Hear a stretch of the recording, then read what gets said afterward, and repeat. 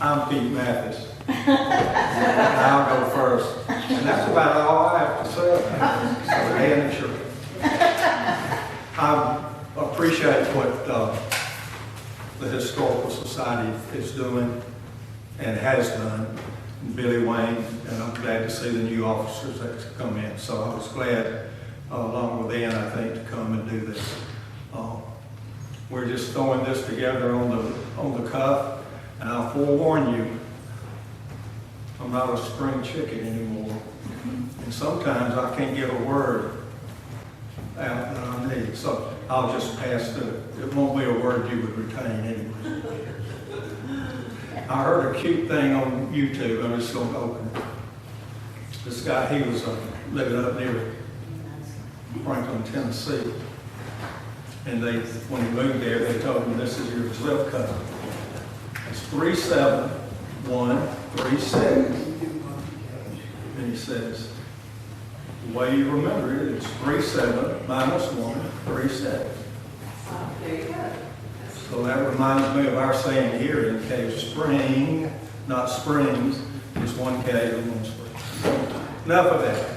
I'm going to start this off. Ann's going to talk about the actual first white people that came after the lottery.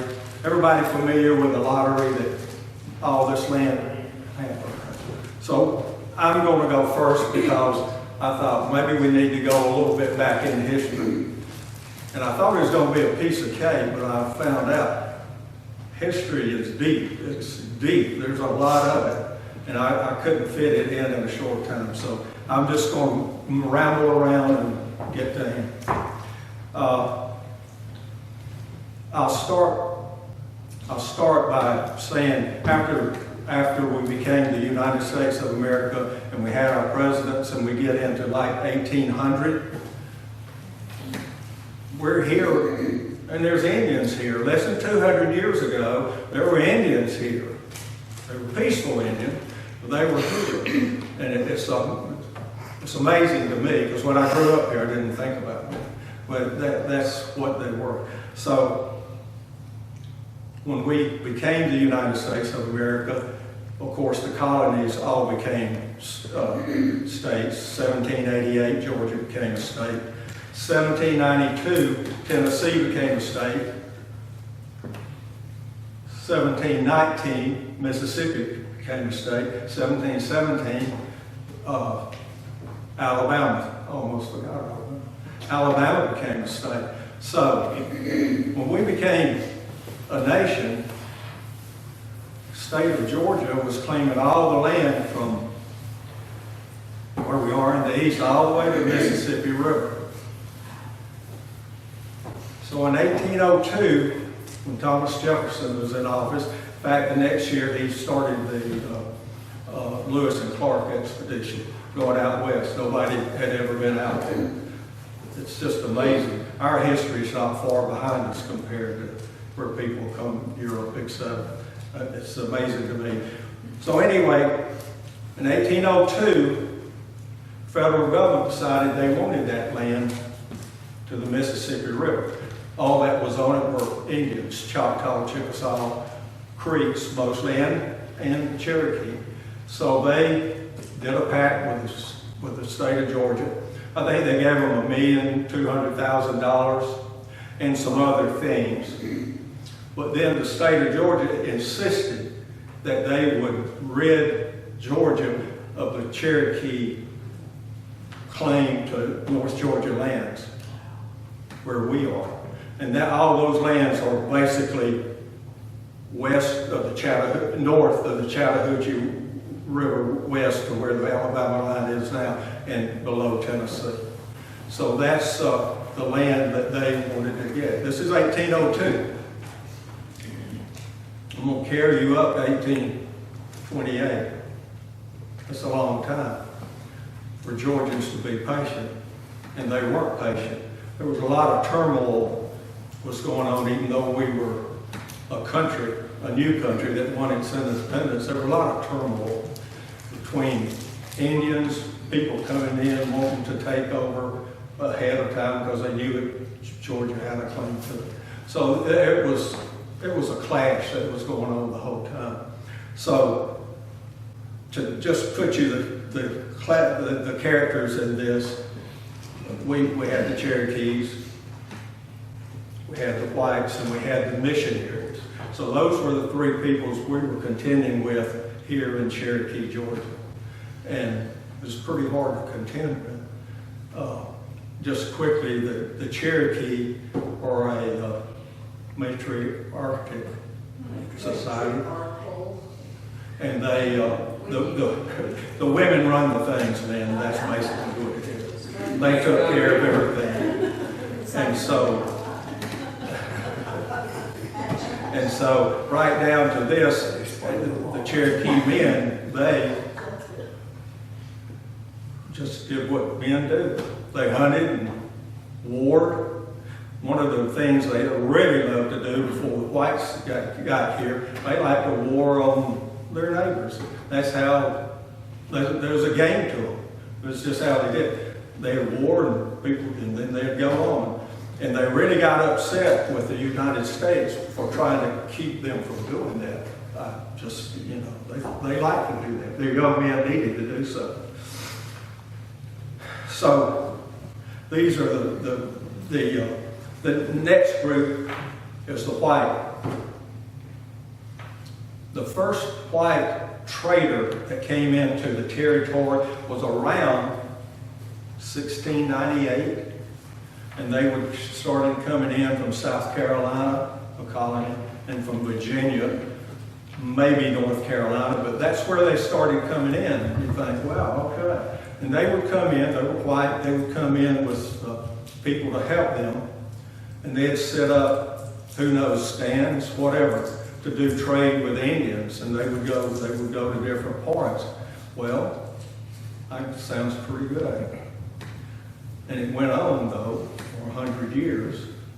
And by the time the 100 years gets up and we become independent, there's a lot of mixed bloods. Now, the mixed bloods can hold office in the Cherokee hierarchy. They can participate in it, but not their daddies. Their white daddies. They can't. They're called countrymen, and they can offer advice and all, but they have no real authority. But their sons did. And by the end of this time, we've got a lot of sons that are up at the age that they exert a lot of influence. So now you go to the mixed bloods, and I just covered that in one sentence. So that's what the mixed bloods did. And they actually, there's a book out called Georgia Cherokee Planters, and those were mixed blood Cherokees and some real full-blooded that had done the ways of the white people, and they were planters, and they did everything that the other people did. So they were happy here. They didn't want to go and eventually get out of here. So that's all I got to say about that. Okay. They were run by chiefs. There was a principal chief, one you may have heard about in Pathkiller, and he was down near Terrapin Creek. And then they had minor chiefs that were over their individual towns, which were along river valleys, because they needed the water and they needed the place to grow their crops. So that's where they were in this situation. I told you that the white men were countrymen, but they had no authority. Okay, I didn't pass that. I've told you about 1802, so I got ahead of myself. That's good. I'm not going to even hit the 1812 war between the Indians. I'm not going to hit that. That's where Andy Jackson came riding through with a lot of help from the Cherokee, a lot of help. And they went down and anyway, they pretty much they pretty much ran the creeks out of here. The next few years they were beheaded out west. So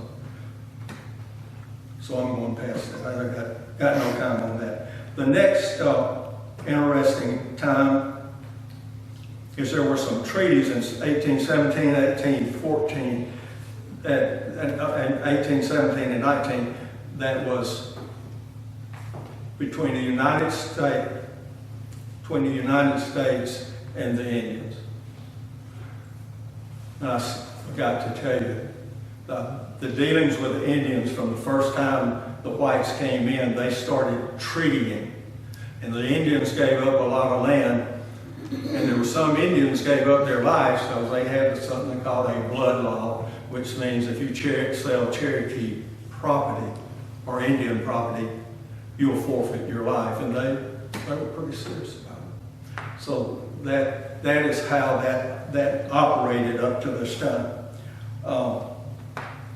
And that's time, and at that time frame, the United States government, who before that had been trying to get the Indians to adopt the white way, become planters or whatever, didn't work really good with the total populace. And so by now, especially the Treaty of 1819, they were trying to get them to remove to the west. I'm going to have to put it up. They're going to have to remove, they're trying to talk them into individually moving to the west, not in total, but individually. They loved in total. And that's what happened in about 1819 with that treaty there. About that time, there's a new place that became a new capital for the Cherokees in Georgia. You know where New Chota is up near Montgomery. Y'all know more about that than I won't go anymore. In 1825, the Cherokees adopted a constitution and like the one that the United States of America had. That's what they did. And they located it in Newtown, which later became New Chota, because Chota was the capital up on the Little Tennessee. So, y'all don't know that. I will say this, Billy Wayne. They had 8 districts where people were going to come and vote and do their thing. Here, and I think it's called the Chattahoochee. Anyway, it's this district here that's outlined by the Lower Alabama Road that goes up through Vans Valley and 6 Mile and up on to the Etowah River. They said a good place to hold a polling in Chattahoochee, or whichever that is at Avery Van's stand. Anyway, that's, he and I had a little thing about that. So, Avery later, in 29, he took most of his family and went on of his own accord to go to Arkansas, eventually Oklahoma. So he did that. Avery Van is the reason that valley is named Avery Van. It's not because of David Van, his son. Is more notorious than Avery. But we'll get into that another day. But anyway, it's named for Avery Van. He was a white man, married a McNair, and he, no, that's not. Anyway, he was a white man, and he had his children were half-breed. Okay. 1830, the United States did the Indian Removal Act. They just did it. A lot of pissing and moaning, but they did it. They just did it. And Andy Jackson helped to run that through. I told you I shouldn't have done that. I missed my big year, 1828, and then I'll get out of here. In 1828, the heavens came in alignment.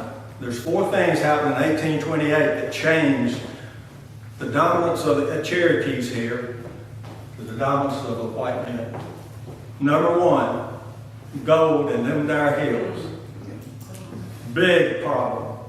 All the riffraff in the colonies and elsewhere cut a trail in North Georgia. You know, a lot of it was not very big. So the Georgians below the Cherokee, the Chattahoochee River, they were really mad.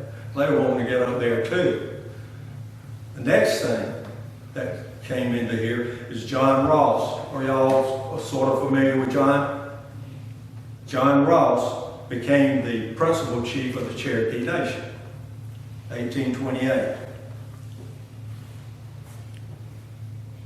Georgia also revoked the right of the Cherokee of having Cherokee, Georgia. They said, we're getting you out of there. And they did that in 1828.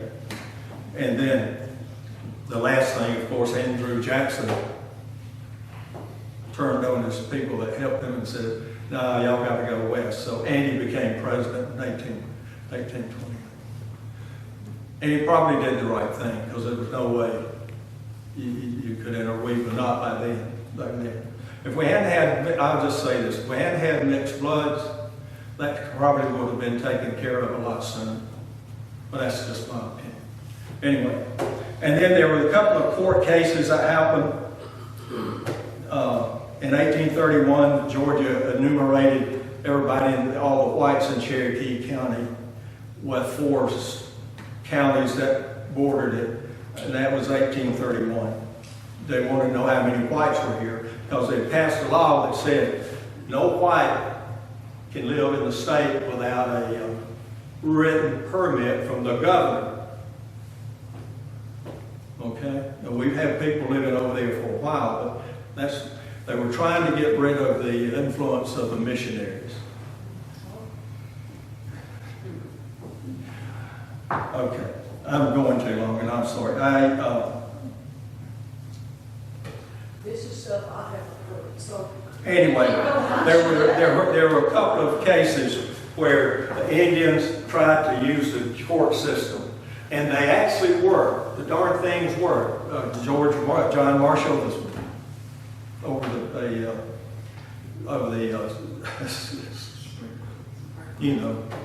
Supreme Court. He actually was in favor of what the Indians were doing, but when the Indians sued Georgia to say that they can't have jurisdiction over them, the Supreme Court said, we can't try that. We don't have jurisdiction over that. We are not trying that. So the next thing that happened is a missionary got thrown in jail because he wasn't signed the oath, an oath to the state and get his permit to be here. And that was a guy named Samuel Worcester. He goes to court and he sues them because he says the state of Georgia has no control over what's going on in Indian Territory, because a lot of that was stated in treaties that had gone and waived all those treaties. And so I told you to turn this.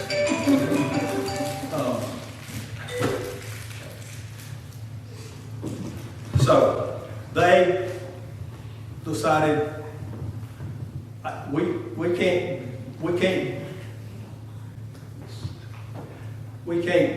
bring this to fruition because you don't have the right to sue. You, Worcester, don't have the right to sue them because you're in Indian Territory. So as a result, in the reading, I wish your lawyer was here, in dicta, anybody ever heard of that? In dicta. In a suit with judges, and they write their opinion, and they write the opinion, whatever the heck it is. And of course, in this case, it was not exactly what Worcester wanted to hear. But if you do in dictum, you can say, this sort of suggests, or oh, by the way, we're leaning this way, but for some reason we didn't go. So guess what that did?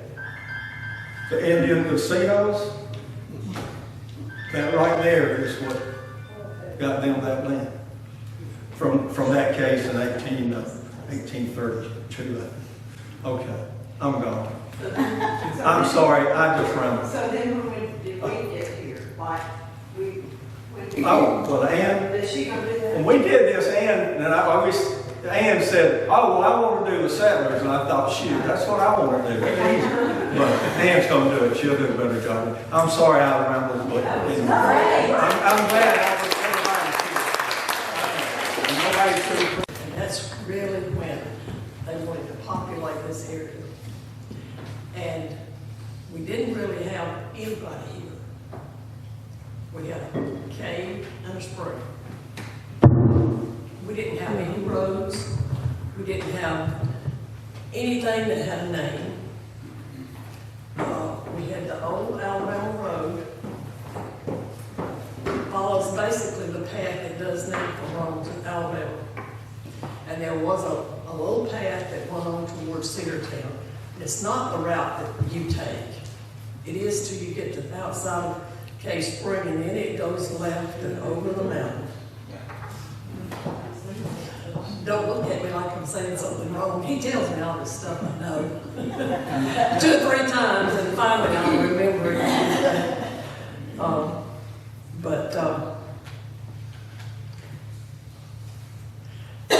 Vance Valley was sold in 40-acre lots because they were not gold lots. Gold lots were 160 acres, and they were not here. It was right the opposite.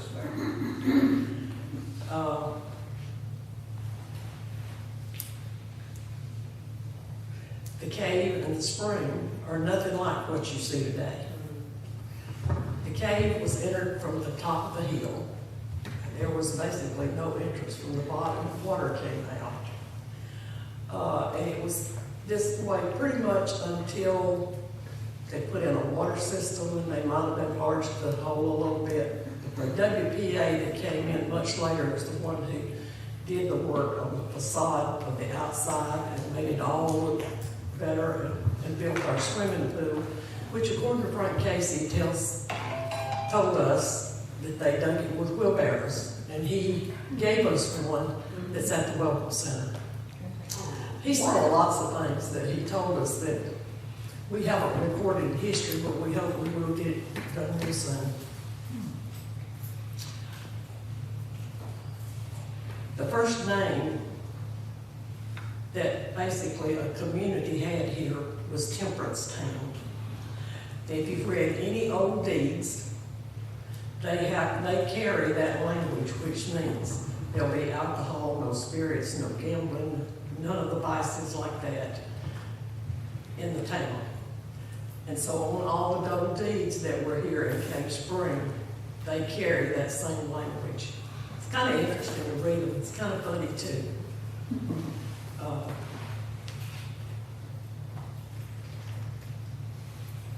The first people that came here, the only way they had to get here was either on horseback, walk, or perhaps use a cart pulled by oxen. They didn't have roads that were good for travel. They didn't have the nice wagons and buggies and things that you think they would have traveled in, because there was really nothing here. No modern conveniences. One of the first prominent settlers that came to Cave Spring, and many of you probably heard this name lots of times, is Armstead Richardson. So 1826, he visited Cave Spring. And there were still some Indians here. And he went back to eastern Georgia where he came from. And he told them that this was a beautiful land and it would be a great place to move to. And the first one that we know of that came was his son-in-law, Alexander Thornton Harper II, and his family. They were the first to move here, and he established a trading post and built a home.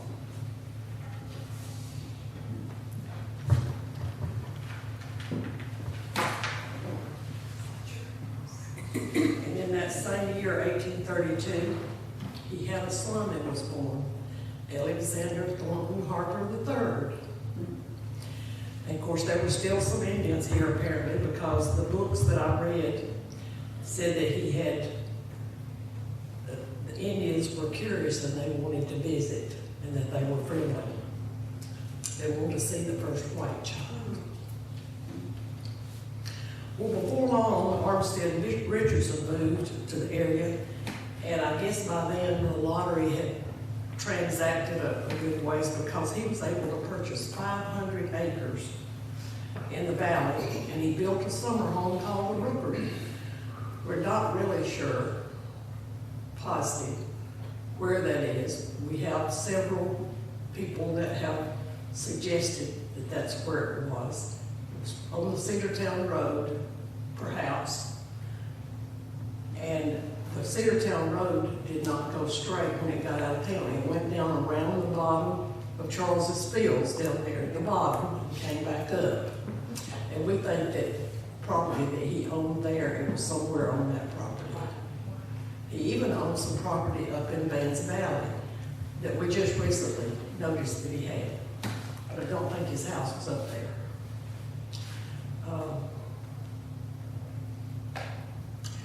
When settlers first come to an area, one of the first things they think about is churches and schools.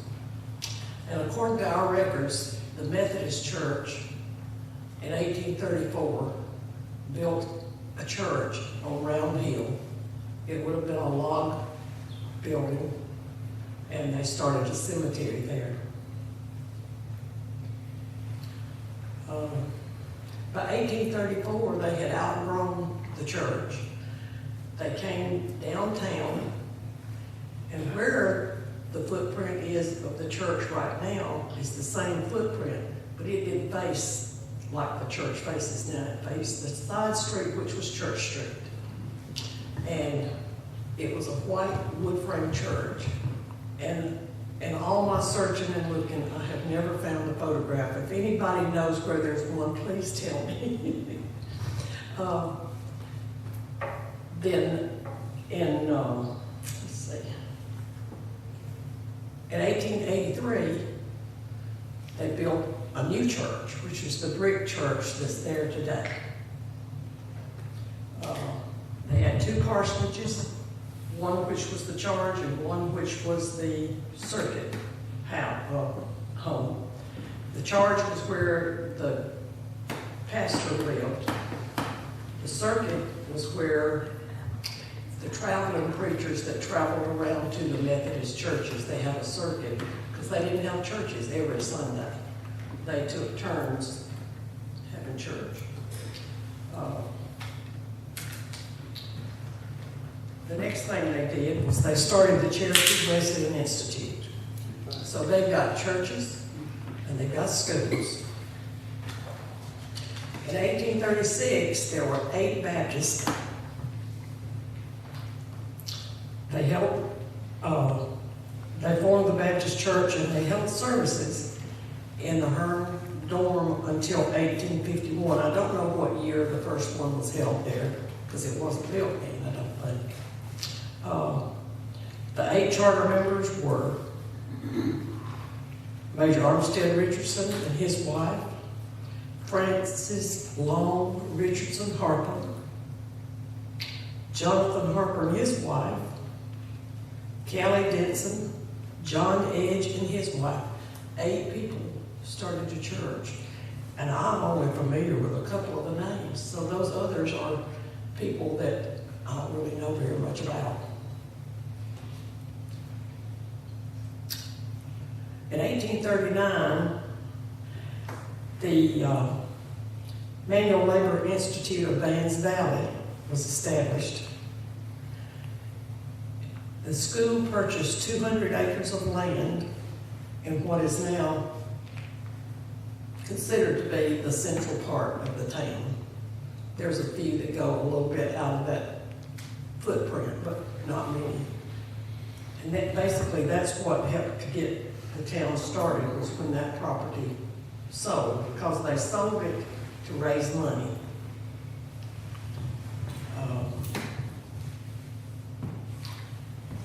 And about the same time, the community got a name called Temperance Town.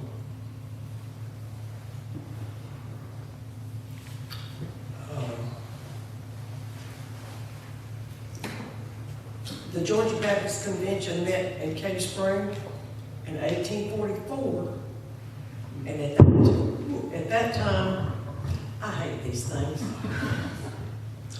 At that time, the local Baptists gave the school and 200 acres to the Georgia Baptist,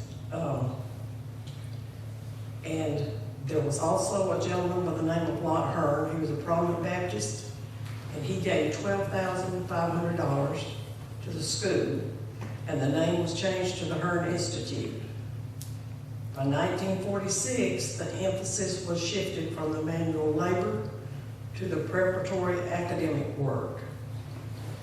And at that time, they decided that they would sell off part of the 200 acres. And that's when the town began to grow.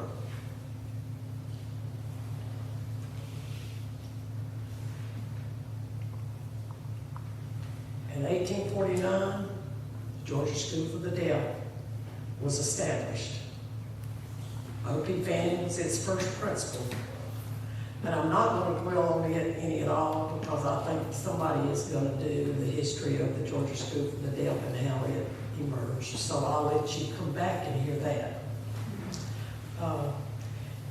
January 22nd, 1852, the Temperance Town community was chartered as the Village of Cave Spring. It was 650 yards in every direction.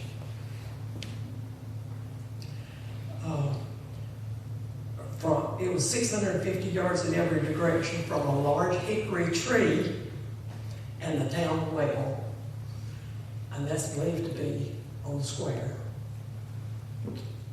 Other people have tried to see if it's somewhere else, but that's the best guess anybody has. And later, when they started having elections, there was 70 registered voters, white men only. So apparently it went from the Indian women to the black people. He's the speaker, and Krista has the charisma, and I don't have any of those, but I do love history, and I love to talk about it. So if we could talk one-on-one, I would like it much better.